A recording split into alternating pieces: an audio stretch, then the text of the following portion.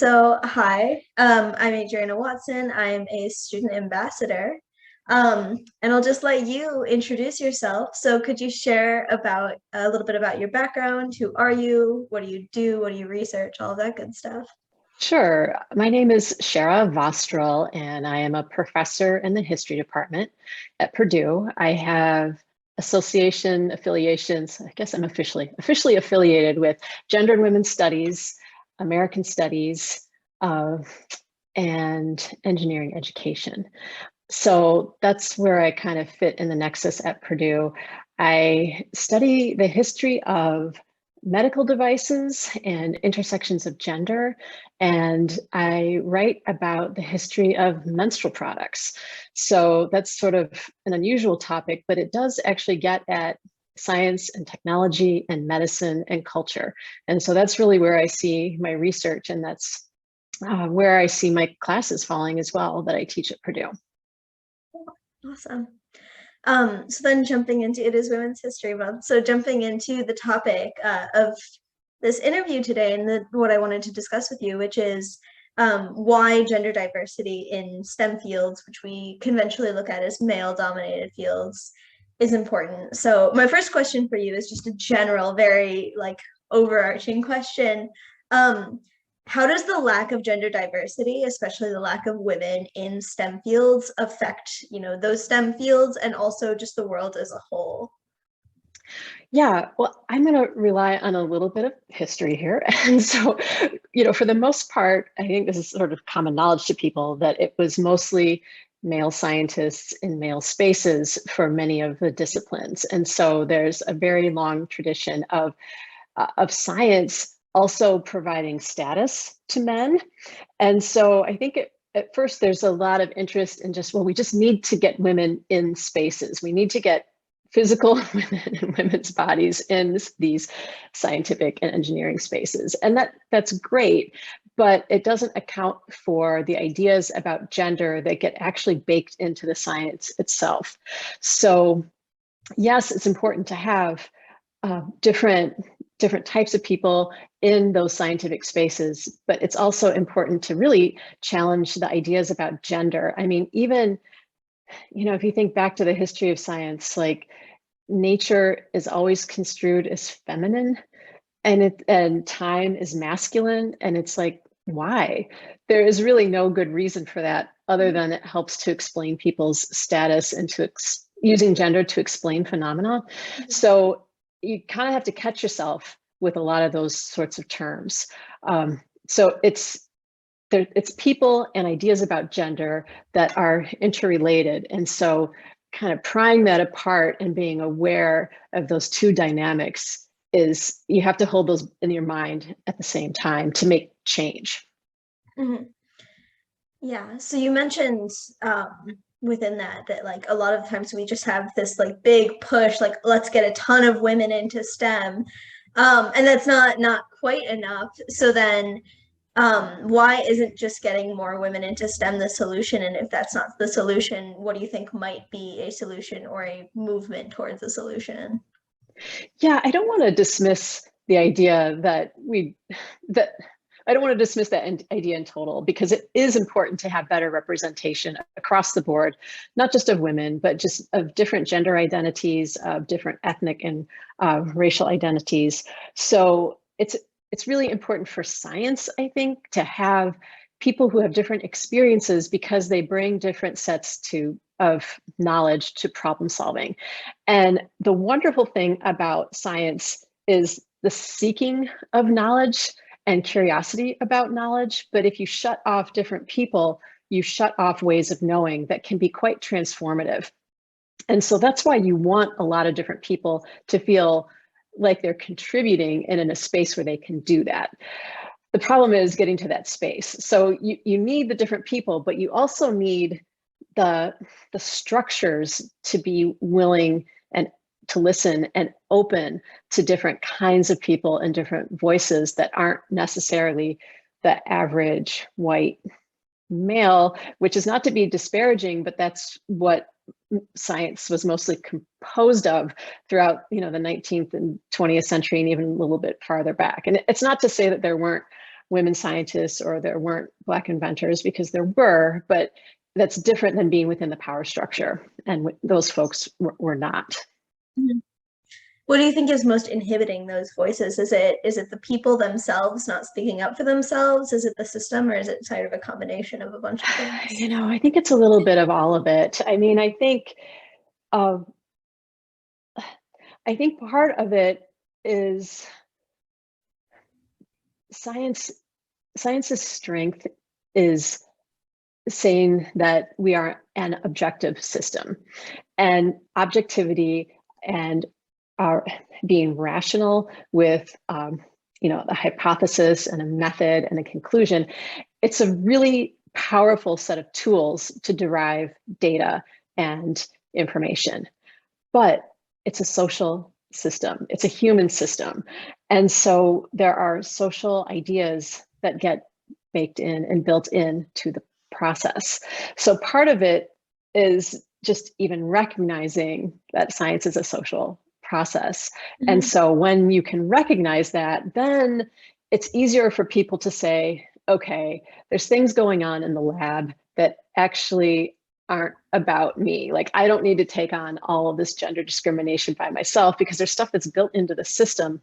It's not my fault. Like, this was there before me. So like, I think just knowing that there are things that aren't your behavior, or it's not because you did, you know, your hair is too long or whatever. Like, they're just, there's ways things that have been like social practices about who a scientist is, what is correct thinking, that are really hard to challenge. So it's not just an individual's problem. It's part of it, but then it's also the systems that have to sort of to change, quite frankly, and make and just make space for different ideas. Mm-hmm. Obviously, systems are hard to change, though. So where do you see the most resistance when it comes to bringing in changes that encourage things like gender diversity in the workplace? I think for a lot of people, the system's working just fine.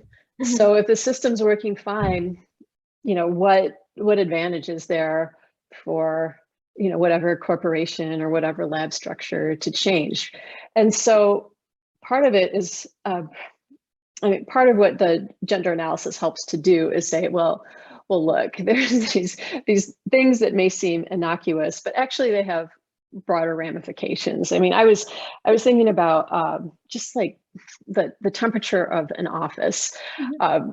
I mean, we totally take that for granted. I mean, we all have friends who have to take lots of sweaters to wherever they work in the summer because it is freezing cold, and you can't, you know, I mean, you know how when it's, especially here in the Midwest, yeah, it's like 95 degrees and you're hot when you walk into the building, and then you go into the building and you need a coat because mm-hmm. it is so cold. Yeah. So part of the problem is that the data that was collected back in the 1950s was based on the average male who was 40 years old and only 154 pounds. And he was most comfortable at 68 degrees. Mm-hmm. And so like when there are those guys who are that shape and size all in the office, that's fine. Mm-hmm. But it's a faulty data set. It's incomplete.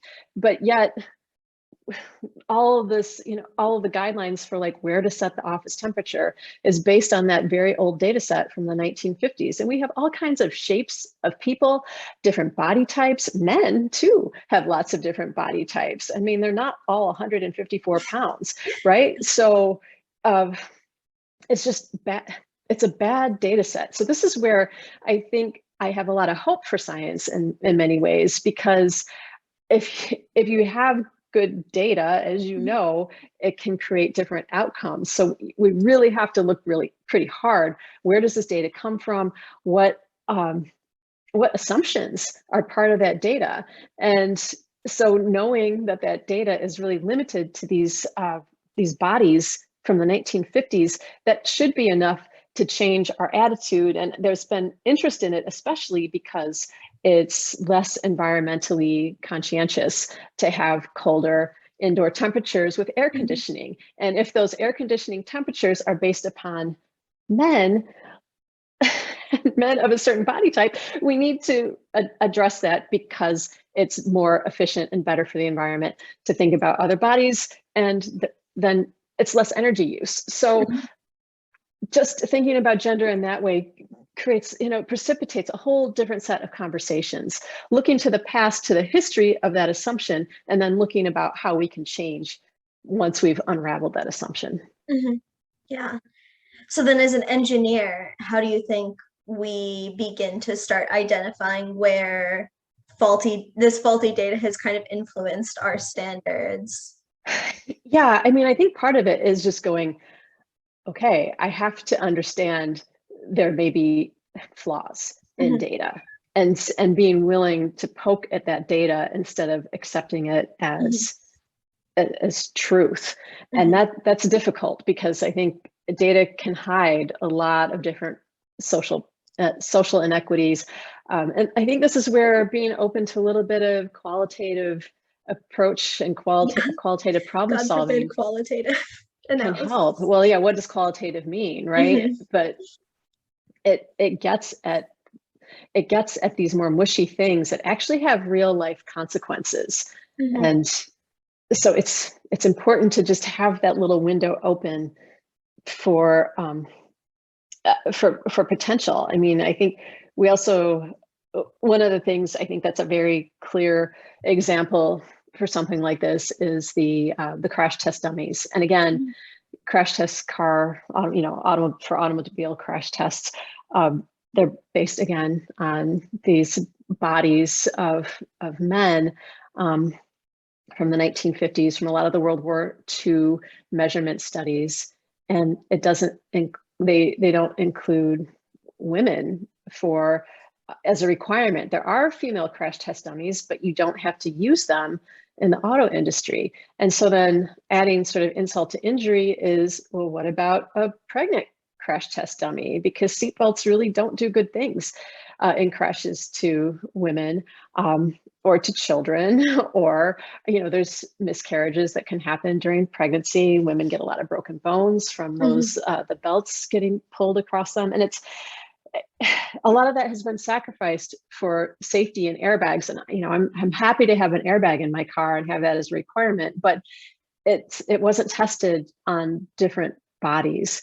And it's like, wait, we're all human. We're all together as humans. So and if we're all driving, not everyone drives a car, but for the people who do drive cars, like, shouldn't their safety be as valuable?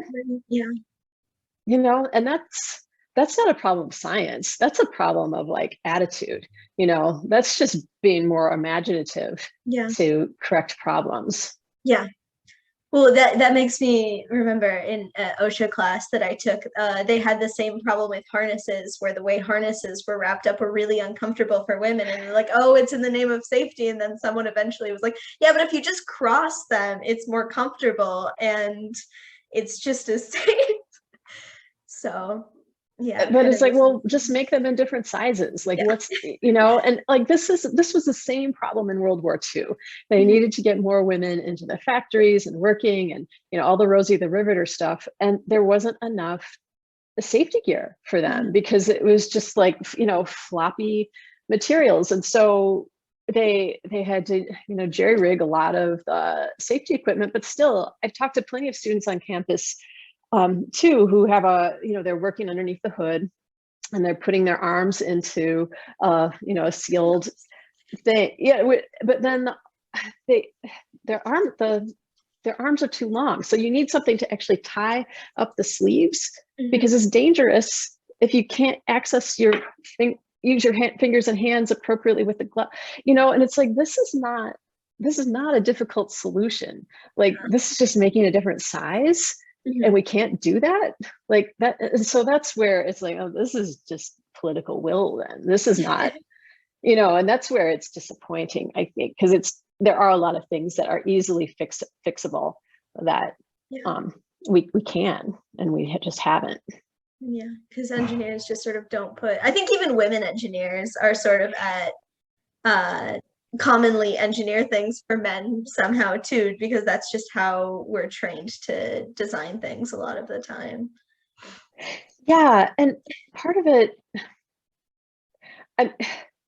part of it within the sciences and engineering in particular is to kind of wash away differences, because you don't want to be seen as not competent or not able to do a job. So you don't want to call attention to any deficiencies because your arm is too short to reach into the lap, that the hood.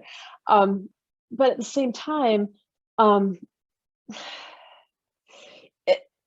like that thinking then still privileges that whole way of understanding. And so just because you get women into certain positions or to certain spaces, it doesn't mean things are going to change necessarily because of the ideas that have to accompany a workplace, a shift in the workplace. And that's not particularly housed in women's bodies.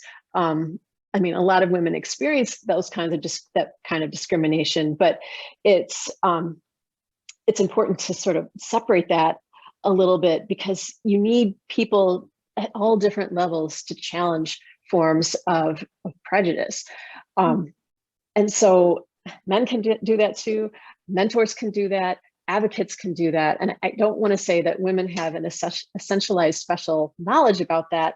It's just that for many, walking around in a gendered female body, you experience life in a different way than maybe a gendered masculine body. And I think this is where a lot of this is coming into question now, and people challenging gender. What is essential to a woman or a man? And we know probably not a lot.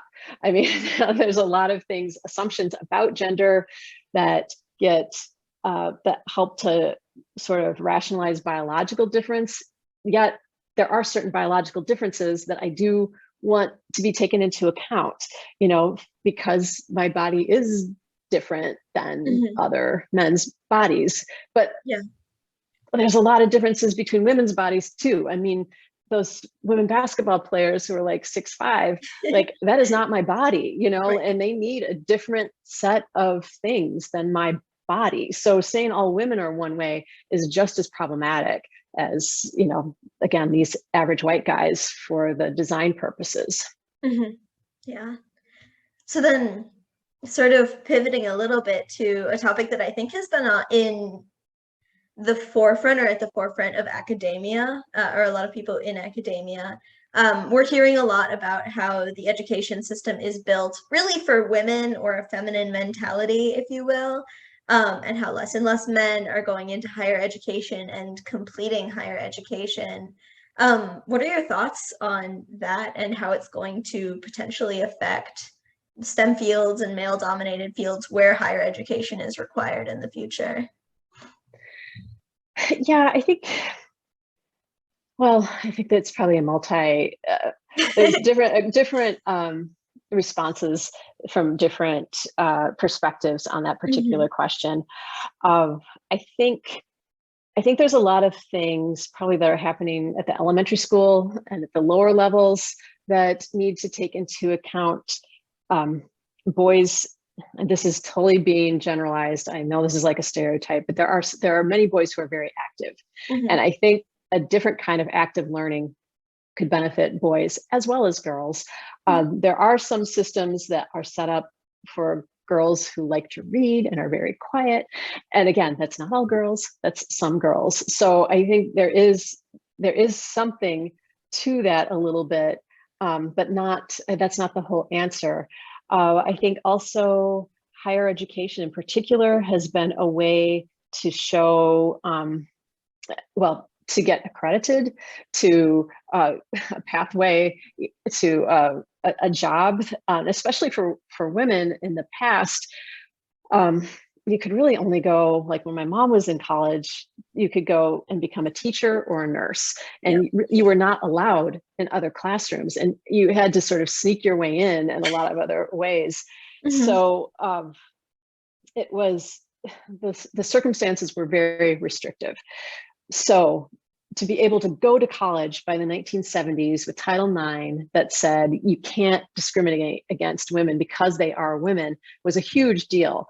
Mm-hmm. And so part of the numbers are representative of just women being in college, Yeah. and also women seeing, oh, well, this is a pathway to being, to a lot of different kinds of jobs that aren't necessarily just serve in the service industry. So part of that's what's going on at part of the level.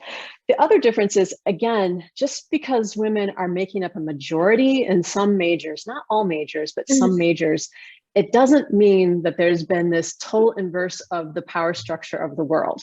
I mean, we don't see like 98% of CEOs being women. We don't see a managerial class that's all women. It's just not happening.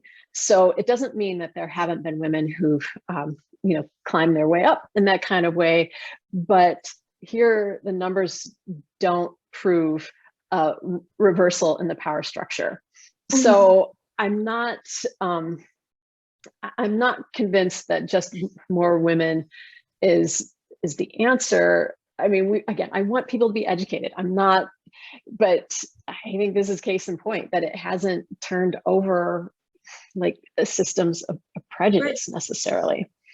Yeah. And no, I think arguably sometimes the educational system doesn't really serve even engineering education. I think it doesn't serve a lot of men either. I mean, I think there's a particular type of person who's willing to kind of grind their way through a lot of difficult, unpleasant work. And I think it's a sort of hazing process in some ways. It doesn't mean other people couldn't do it. We know all these kind of savant engineers that you see on, some of the reality TV shows and YouTube channels and stuff. And they're smart. They're smart people. They haven't been formally trained, but they're really smart people. So, there's a disconnect between, I think, knowledge and performance sometimes. And I don't think the numbers are telling the whole story. And so this is where data again, you kind of need to pull back a little bit. It would be interesting to talk to an educator. I mean, someone who actually studies education. And I don't, but I think it's a much deeper story than there's too many women, because there still aren't too many women. So. There are never enough. Well, I don't think there are, Yeah. If it were truly equitable in every situation, that would be another story, but it's just not. Yeah. So then on the front of workplaces, professional workplaces not really being made for women, and certain education systems not really being made for at least young boys, if not like young men as well. How can someone who's younger, around our age, sort of cope with a system that wasn't built for them that they can't necessarily change? Yeah, I think that puts too much on the individual. And this is where we're really struggling. Parents are struggling right now, having to, especially through COVID and educating their children. And it's kind of too much for just one person. It's a lot. And that's why you really need good teachers. We need good educational systems. We need lots of different kinds of mentors and support people within communities. So there's not one answer. But I think also just knowing you're not alone is a big part of it, so that you can try to reach out for help. But sometimes you feel so swamped, it's difficult to do that. But I think we have to really be very thoughtful about different kinds of ways to teach, different kinds of ways that people feel included. I was reading an article, this is years ago now, but it was a school that was including teaching the elements of the periodic table through tag.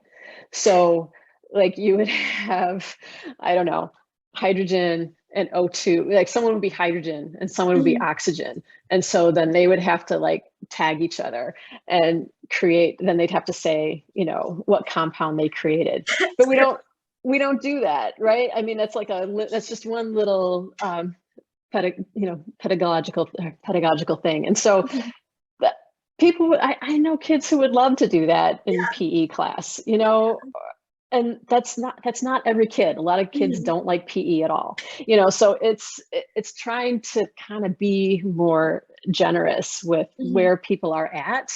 And we need good teachers and imagination again to do some of that. It's not impossible, but it's being open to different ways of knowing, you know, and even little kids, I mean, they just are such sponges. I was thinking, why don't I have like an organic molecule set when my son was 3? Like, right? Like that would be, that's when you really want to build stuff, you know, and you could start learning. Or, you know, we have all these things about all the colors, and it's important to learn all the colors. I don't mean to dismiss that, but if you threw in, you know, I don't know, this is carbon, this is this is helium, right? This, you know, silver, lithium, all that stuff. Like, you would understand chemistry much better, you know? So part of it is kind of changing what we think is appropriate for different ages too, or making things, I don't know. I have a friend she's also a professor, but she's like, it has to be fun. We have to have fun for people to learn better. And so, you know, I think I'm kind of with her on that. Like, we need to figure out how to make this a little more fun. So, or even on the student side, if it's not fun, just find a way to make it fun somehow, some way. And I know some of it you just have to memorize, and some of those formulas you just have to memorize, but still, there's got to be there has to be a better way. Like and there is. And I think this is why COVID has been so interesting too. I was reading about all the, you know, people returning back to work, and a lot of people in the past, you know, even 3-4 years ago, going, no, it's not possible, can't do it, not flexible schedules. And it's like, well, we just ran the experiment, and guess what? Things didn't fall apart. You know, so we just need some more imagination about how to do these kinds of things. Yeah, well, and that's honestly pointing more towards why diversity in fields like this are so important, is because we need creative people, and it doesn't matter what physical body that creative person comes in, because creativity is such a gift, and, you know, so essential now. Yeah, but that diversity though does bring at least a recognition of shortcomings. I mean, this is back to COVID, but one of the things that turned out to be a real problem were the pulse-oximeters that, you know, you would put on your finger to measure the oxygenation of blood. And it turns out that the pulse-oximeters weren't able to read that number very well through fingernail polish or through darker skin. So what that means is that for many African-American folks or people who have darker skin, that their oxygen levels were not reading as low as they might have been, and they were prevented from getting hospitalization or treatment, when oftentimes they kept saying, well, watch your oxygen. But if it's not reading the right level, that's different than having your blood drawn and having your blood actually tested than actually that pulse oximeter. So like, you need different people in that design group testing lots of different bodies, going, oh, wait, the rate of error is, I mean, that threshold is not acceptable for the population, you know, and that's where you need a just different person in there going, this is like a threat to human life, you know, and we shouldn't tolerate that again. And that's not a difficult problem to fix in those iterative stages of the design process. It's harder when stuff is already in the system, you know, as you mentioned, but there's a moment when you can intervene, and that's where those different voices in the room and feeling you can be heard as a different voice is really important. Right. Well, and because all it would have taken was, you know, like one woman wearing fingernail polish, or one person of color like sticking their finger in there and being like, wait a minute, this is very off from the rest of the data we have. Yeah. So I really want to touch on the very tail end of that, actually, which is being heard in these environments, because I know a lot of us have found that's the biggest issue, is like you can be there physically, but Right. whether or not people listen to you is a whole nother issue. How can we be more heard in these industries and sort of teach people to listen to minority groups? Yeah, I think this is a real challenge. And part of it, um, I think for a long time, people have sort of been holding up a mirror going, okay, here's a problem. This is a problem. But I think now there's many cases where we have to show, okay, this is a problem. This is how it was addressed, and this is why it's better. And that's where engineering is. The good thing about engineering oftentimes is that people do recognize that problems need to be addressed. So it has to be translated into a way that is solvable in whatever working language that person is in, whether that, that's engineering or biology or biomedical field, whatever. But I do think the onus is also just on the managerial culture that kind of has to recognize its place in promoting and just promoting difference. Mm-hmm. And I think this one's hard. This one's hard coming, but I think over and over again, we're seeing that corporations are more profitable. They have better work cultures when they allow for difference. Mm-hmm. And that has to be rewarded over and over again. Yeah, right. Because we're living in an era where like the weirdest, wackiest idea often wins. Yeah, and it shouldn't be that way necessarily. It shouldn't be the loudest. It shouldn't be the wackiest. And even sometimes the stuff about disruption, I'm like, I like having roads that are paved. Like, I mean, I don't want that to be disrupted. I like mm-hmm. having sewage systems that actually take that stuff away and treat it. Like, this is really an important part of being in a society, to just have things that work. And so, sometimes that disruption doesn't necessarily, I wonder who that really serves, mm-hmm. So that's part of the question too. Who is this serving in the end? Is this just, a fly-by-night sort of thing, or is this really truly serving people? Yeah. Sort of on I don't know, this just popped into my head, another study. This was out of Sweden, but this was looking at snow removal. And I know it hasn't snowed recently, but West Lafayette is not the best in shoveling sidewalks at all during the wintertime. So similarly in Sweden, they started looking at accidents after snowstorms. And what they were doing was, and I think this happens in most metropolitan areas, you plow the major thoroughfares, or the where people are driving a lot. But this is mostly to get majority of men, or more men, to work, because the more women still are staying home with their kids and younger. But what they realized was that it was women who were getting hit by cars, and when they were pushing their kids around in strollers, because they had to go out in the streets and they couldn't stay on the sidewalks. And so what they did was they decided to start plowing the side streets and walkways, and then do the other streets later, and fatalities and injuries went down. So it's like, okay, just like turning the picture a little bit to think about what those little decisions, the consequences of those little decisions, and who users are, who are non-users. And the non-user is often really the important part of the equation. And that doesn't mean non-user to try to like hook them into the system, but to understand what's going on about injury or risk or just quality of life. Because we live in such an interconnected world that it's not enough to just think about who your end user is. You also have to think about who your end user is interacting with and how that's affecting that person as well.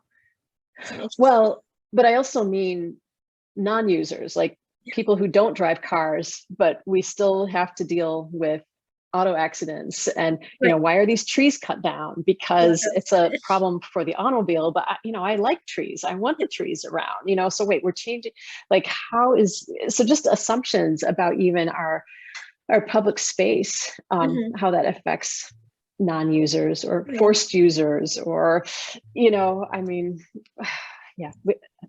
so users, non-users, end users, but it's the non-users often reveal more than who you are identifying a product for. Yeah, that's fascinating. We talked a little bit about COVID earlier, and obviously COVID has just really dramatically changed the work environment for so many people.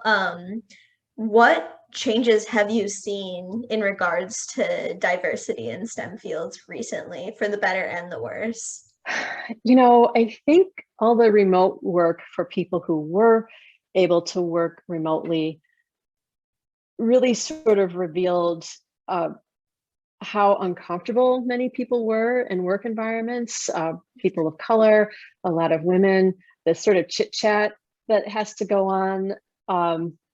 I don't know, about fantasy football or whatever. Like, I think, and some people love that, but some people, they find it very stressful. And so just not having to participate in some of that for some people was quite a relief.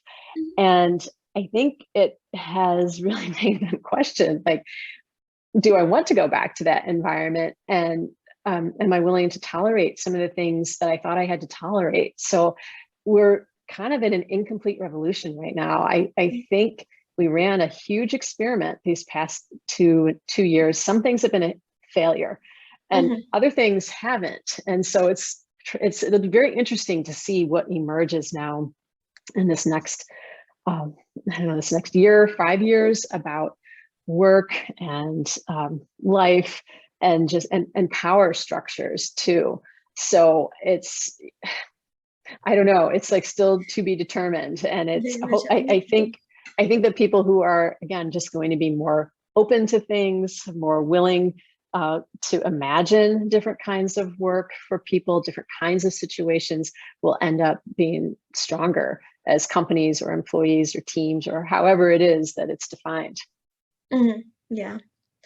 Well, yeah, and I do hope that people kind of explore the thought of, okay, what did I used to think I had to tolerate, but didn't actually have to tolerate? What was that, and how can I change that so I enjoy my work more in the future?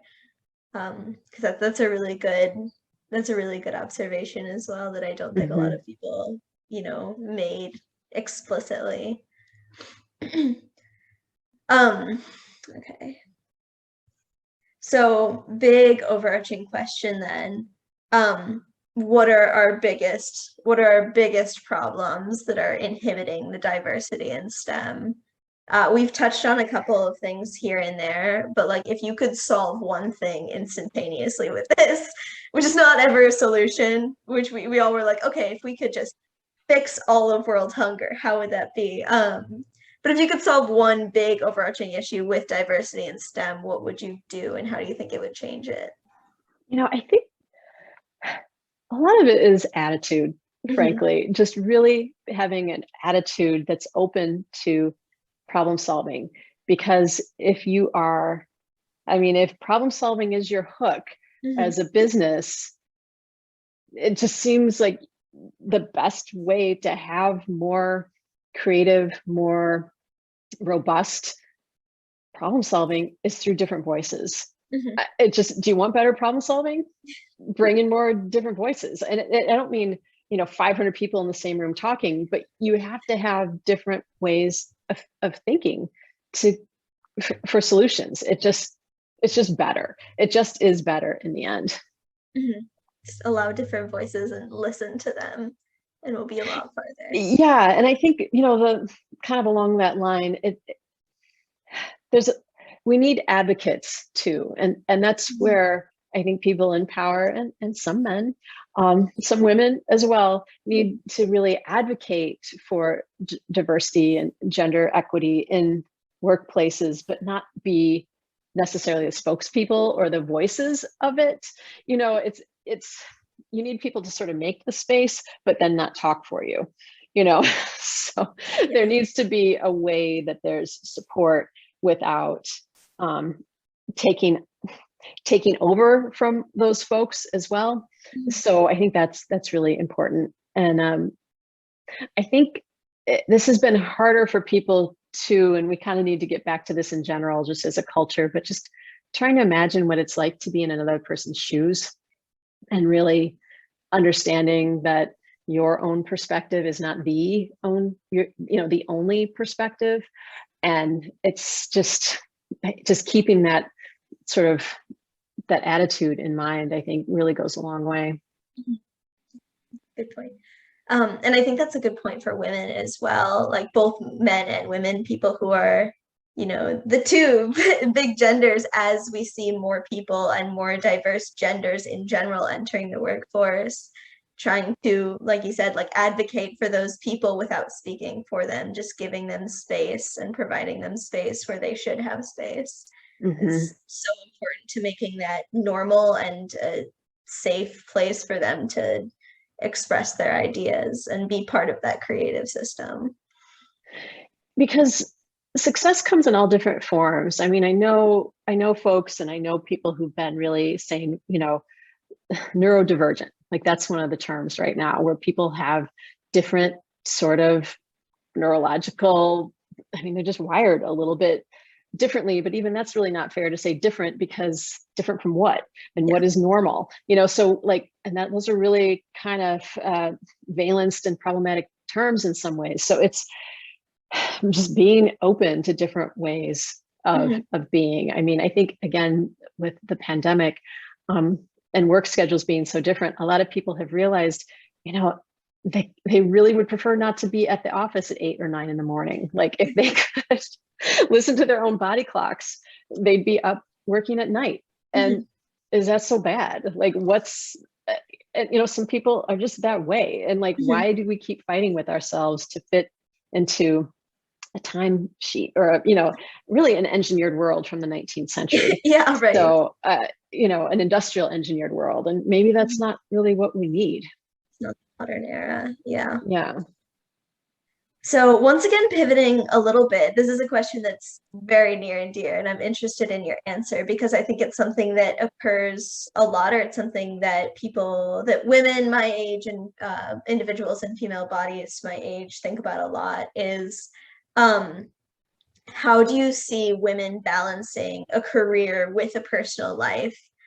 Or planning to balance a career with potentially having children, getting married, doing all of those standard things, when we still do live in kind of a world that expects women to have an entire household and manage it in addition to having a full career now. Yeah, we're kind of still stuck in this relic again of the 19th century, some ways, where the idea was that, and this isn't true even then, that women weren't working, they were at home, but they were working at home. It's so that's like a myth as well. And even, talking about the temperatures in the office space in the 1950s was the idea that it was men in those spaces and that their wives were at home taking care of the family. And all this is so stereotypical because all kinds of people lead all kinds of different lives. And I think this is sort of the big takeaway, right? That there is no standard pattern or life experience. And so there are plenty of men who would love to take paternity leave and feel pressured to not do that. There are plenty, I think we all need to take more leave right after a baby's born. So at one level, women's bodies after pregnancy do need time to recover. That's just how bodies work. And you really should have time to be with a baby and take care of it and nurture it and let your body sort of not even get back to the way it was, but just recover. And so there are some physiological things that it would be useful if we had better policies that would allow that. The flip side is just having better policies that allow for flexible family life, because when people have to work 2 or 3 jobs, or when you can't sort of be around to pick up your kid after school or whenever, that just, it erodes just life. And, I think, again, with COVID, I think a lot of people have been asking, like, why am I doing this? And how can we do this better? And I think it comes from the individual, but also the management. I mean, so management at corporations or businesses or nonprofits or whatever they are, as well as a little bit of government help too, with either subsidized childcare or educational programs for kids, or after school like all that really makes a difference. So it's lots of little bits all around, and it's not, because it's just too much for one individual to do. Like you can't do it all. You can't. Right. And it's so, and we're lying to ourselves. I think that's the point too. Like it's not. Right. Let's not keep pretending that I can do it all, because I can't. So, like what things can a person do individually, and what things do we need to do sort of collectively? And those are harder to answer. I mean, those are harder to implement, I think. Mm-hmm. Yeah. And I think reminding women that, because I think a lot of us were sold this idea, like, hey, you can have a family and you can do it all. You can have a huge career and have a family. And you should want that. And I think removing yourself from that idea that you should want to have a full-time, really big career and also a family, and you'll be able to manage it all, is probably the first step in like removing some of that guilt around like, oh, I'm not spending enough time on either one of these because I'm doing the other thing. And also because most of us don't want that. And we don't need to. Yeah. And I don't mean you can't have family and you can't have a satisfying career, but I don't think it's fair to think you have to be 100% to everybody all the time. Yeah. Because you need you too.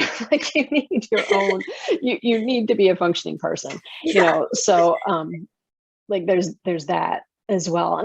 And so this is where I think it's kind of, we've pushed so much onto the individual that it sort of exonerates the very unfair expectations that some workplaces put on individuals. I think there's been a lot of burnout. There've been a lot of people quitting. There's been a lot of people taking early retirement. Yeah. And it's like, just meditating for an extra 10 minutes is not going to take away that stress from people, because it's bigger. I mean, it's bigger about, well, so-and-so quit. And so now I'm doing all the tasks for two people or 3 people. And it's like, that's a work management problem. That's not an individual problem. That's a problem of whatever that work culture is, that they're not hiring somebody else. That's not your fault that you can't somehow manage it. It's like, no, it was never set up to be 3 jobs. I mean, it was always set up to be 3 jobs, and now it's 1, and it's just not, it's not fair. It's not reasonable. Yeah, that's completely fair. Yeah, I think we're at a really cool crossroads where people are getting to make decisions about their career because they have a lot more power. And it's an important time for people to communicate to management and people in powerful positions like, hey, this is what I want in my job, and this is what I expect, because we can now. Yeah, and I'm really curious to see how this sort of shapes up in the next 5-10 years even. It's different, and I think people are trying to figure it out as they go, because it's not business as usual anymore, So yeah, cool. All right, so I guess I'm gonna close out here with my two big questions to sort of leave people with, which is the first is just overall, what advice do you have for women or minority gender groups in STEM and these kinds of fields to help even the playing field, or to help them, push past some of the problems that they face in those fields? I think, to me, the big part is just knowing it's not your fault. Like, it's not, there are things that have been going on for 200, 300 years that you can't solve by yourself. I mean, you're part of a larger wave of things that have happened in STEM. And so it's not yours alone to solve. So I think just that releases a lot of guilt from people. And then the second part is to find support. And whether that's other friends, people in other fields, there's all kinds of support networks for women in science, for Latino, Latinx folks in science, for Black engineers. I mean, there are lots of different organizations. So it's finding people to talk to. That's really important. And then that can give you, well, it just gives you a sounding board. And then, stuff goes on at conferences that are related to some of these groups. I mean, some are just sort of local friends groups, and then others are national organizations. So there's support in all different kinds of forums, and it's finding people to, to be in your network in that way to kind of keep you up. Right. So, and potentially give power in numbers if necessary. Exactly. Yeah. What worked here? What worked there? How did just sharing those kinds of stories. Yeah. And then the last one, because this is a conversation not just for women, but everyone, because we're all in this together, as you kind of said earlier. What advice do you have for men and, majority gender groups for the same kind of issues?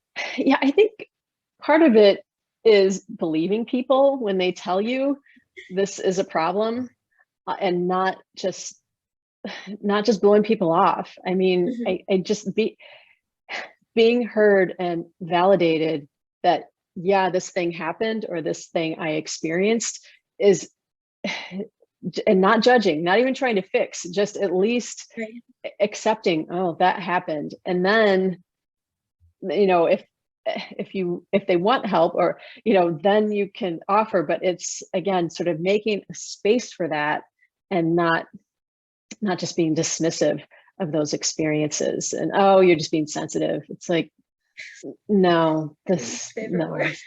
Yeah. And it's not an easy thing to do over and over again. But I think there's more and more examples of these sort of, both subtle and overt discrimination happening, that you have to believe it. And I guess some people might fake it, but I don't know why. Like, why would you? And it's like even if they do, it's such a small percentage. Like, you have to believe that the things that people are telling you. Yeah. Well, thank you so much. I think this is helpful for everyone in these fields and people outside of the fields, because engineers are everywhere and you'll find one eventually. Yeah. And, engineers are great because they love to get their teeth into a problem. And it's like, well, okay, gender and engineering, STEM and gender, this is a problem. So let's dig our teeth into this one too, and grapple with not just sprinkling, women on the top of the cake, but we got to bake in ideas about how gender and diversity should be part of the system. Yeah. Awesome. Well, thank you so much for your time. You're welcome.